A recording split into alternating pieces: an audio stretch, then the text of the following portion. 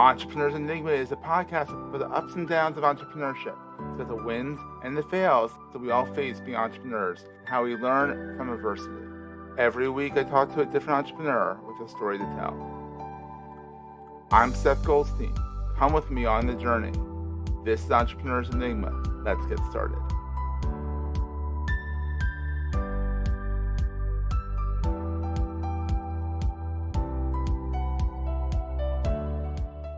Hey everyone, welcome to another edition of the Entrepreneur's Enigma podcast. I am, as always, Seth. I think you know that by now. I am here with a friend of mine, Derek Agnew. He is an Emmy Award-winning multidisciplinary creative director, art director, motion designer, and he has more than 15 years experience as a video producer, director, copywriter, and editor. Oh, I got it all in.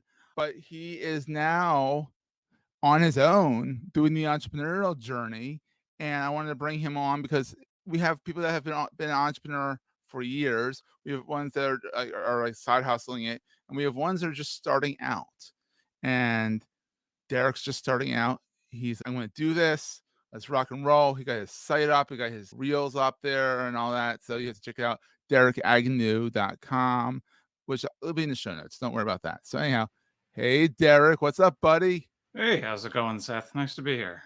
Yeah, and we're actually on the same time zone. We're actually I'm about an hour north of you. You're in Philly. You're Manayunk, right?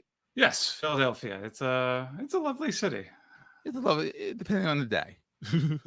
Well, I mean, it's summer. It's summer. real Every hot. city smells and it's disgusting in the summer. But but you're in the Manayunk area, right? Because you're more in the. If people don't know the geography of Philadelphia, it's a city of neighborhoods. And there's Center City, which is like the big city area, and then there's a Manayunk, which is like an old manufacturing town. It's a cute little row houses and stuff. And then there's like Northern Liberties, which is all hip and gentrified. Manayunk's a lot more working class. But it's a really cute city. It's a fun city to kind of be creative in. I feel like it kind of gets the creative juices going. Yeah, so Derek, how you doing, buddy? I'm doing well. I'm enjoying like 91 today. Yes, it is. Oh, I don't like the heat that much. It's a little hot, and we don't get I mean, I'm trying to figure out whether I like the heat more than I like winter. You don't get too much winter here, which as far as I'm concerned. We used to. But where are you from originally? Well, I'm originally from Michigan. So you get winters. Oh, so you know winters. And then I spent 12 years in Toronto, Canada, which they really know winters. Yes. And I admit I reached a point where I was just tired of winter. I didn't. I kind of would out. Has bad winters. Philadelphia, we have bad summers and bad winters. We have good in between seasons. Spring and fall are perfect, but last year we didn't get any winter, which is weird. I was fine with that. Maybe you brought that with you. Maybe is that possibly what it is? Who knows, right? Yeah, who knows? So Derek, you're an Emmy Award-winning motion designer and director and all that stuff. So tell us a little story about that. How did you get your Emmy? Well, at the time, I was working for WTOL 11 in Toledo, Ohio. Oh. And I was the senior promotions producer out there, and I made a lovely campaign. I think it was promoting their morning news. It was a very competitive market. Yeah. And made a great morning news campaign, and I won a regional Emmy for it. That's wild. So you get the statue that you can beat intruders up with. It's unfortunately, it's in my storage at the moment. Oh, why? I don't know. Having to make the big move from Toronto all the way down here during the middle of a pandemic, and oh, really? But so you could go get it. I can give you 5 minutes. Go get it. No, I'm joking. Oh well, it's always just a matter of figuring out where everything is. Yeah, what box, right? Yes. Exactly. I should have kept that separate. I kept some things separate, and I brought it with me. But no, that one, I guess. You gotta go get that sucker, buddy, and put it in your mantle or something. That's big. That's an accomplishment. Yeah. No. Do it. Hold it up and thank people. Thank the Academy or whatever the heck it is. I believe I believe there was a ceremony, and I had a chance to do that, and it was great. Water out like a penguin in your tuxedo and all that stuff. I don't think I was wearing a tuxedo, but no, I probably wore a suit at the time. So there you go. That's very cool. So you've done the news business. and the Yes. motion capture stuff. And you've also done the agency work too, right? Well, yes, I worked for Bell Media in Toronto, Canada for a number of years. They had Oh, they a still have Bell up there. Wow. Or is that different? Is that not Ma Bell? That's not Ma No, Bell. well, that's sort of a funny that's even a funny story because Oh, obviously the Bell down here was broken up, and yeah. Is it the same company?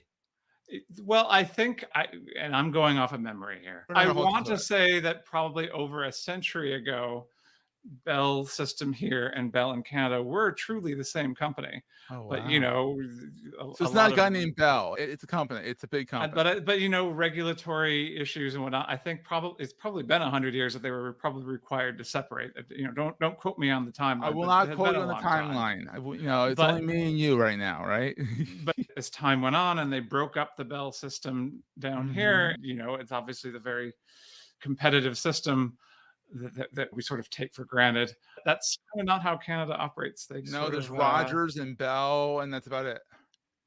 yeah, And Rogers and Bell and Telus, and I find tell that us. there tends to be a lot of close coordination between their 2, 3 companies and the government, and they It's kind of and the way it is around down here. Let's be honest. It's kind of the same way with Comcast and Verizon. Oh, they're evil. No, they're not. They're all I in think cahoots. the media concentration's happening.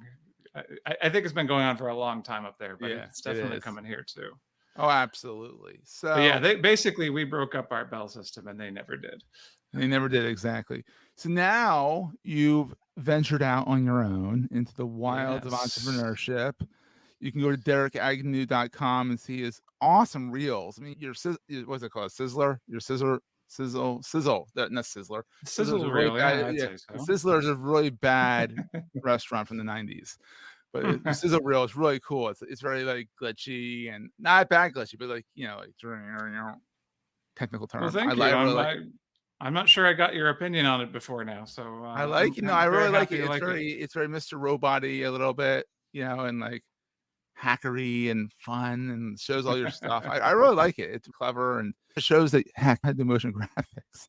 I'm looking at that. I'm like, I have no idea how this guy did this. So that's a Well, good thing.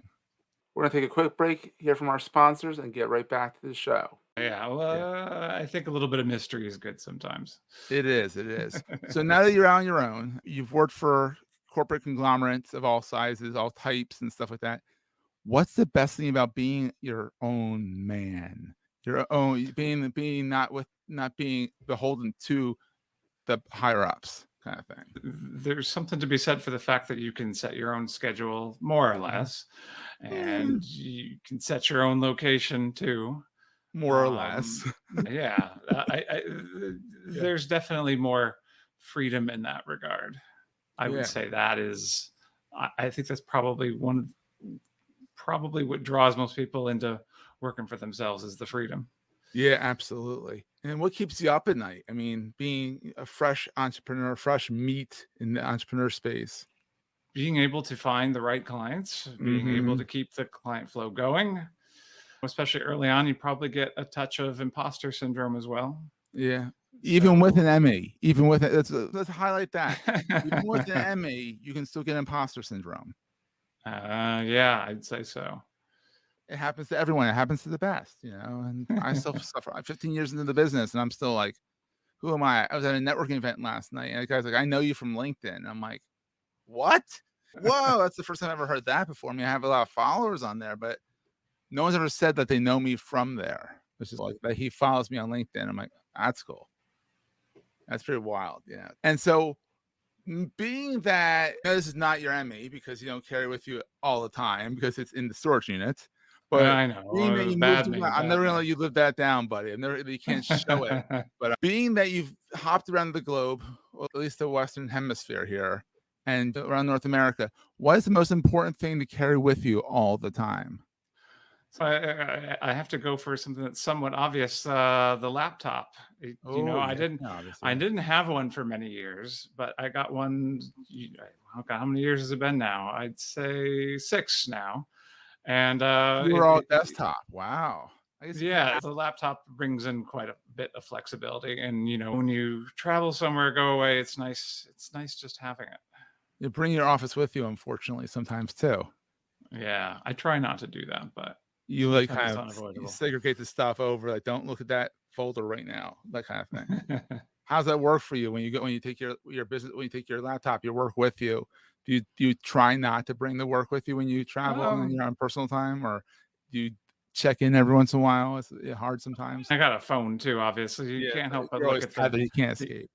can't help but look at the emails and whatnot. And Yeah. if it's something that I can check out and research and Yeah. do in a few minutes, I might as well get it off my itinerary. Yeah, that's the problem with being an entrepreneur, you're always on.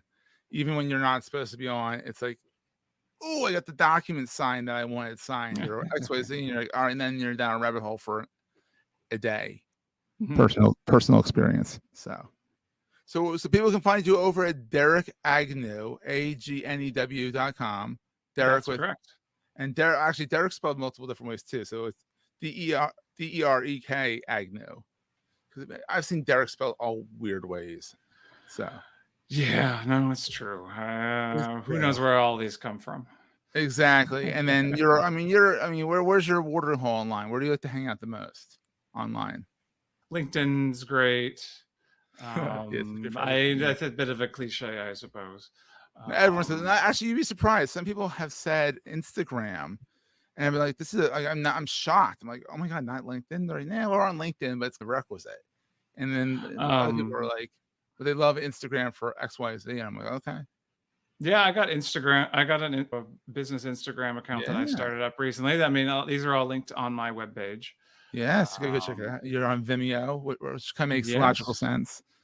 Keep your stuff off of yeah. YouTube because then it'll get stolen. At least with my portfolio, I got a lot of it like self-hosted because I feel like there's a benefit to ownership. Even if There you've got it is. on Vimeo, there's still that chance that I It don't know for some reason they disappears. pull the plug or something. Exactly. You get self-hosted as well. So, Derek, this has been so much fun. I'm glad I got you on. I'm glad I got the perspective of someone who's just starting out in their entrepreneurial journey, who's been around the block quite a few times. Heck, he has an Emmy for in storage. Keep it in mind, but he does have an Emmy, so it's not like this is your first rodeo, but it's your first rodeo as an entrepreneur, and that's fun, and you're Yeah, enjoying it. absolutely. So far, so good. Yeah. Awesome, buddy. And guess what? We'll see everyone next week. That was a great show. If you're enjoying Entrepreneurs Enigma, please review us in the podcast directory of your choice. Every review helps other podcast listeners find our show. If you're looking for other podcasts in the marketing space, look no further than the Marketing Podcast Network at marketingpodcasts.net.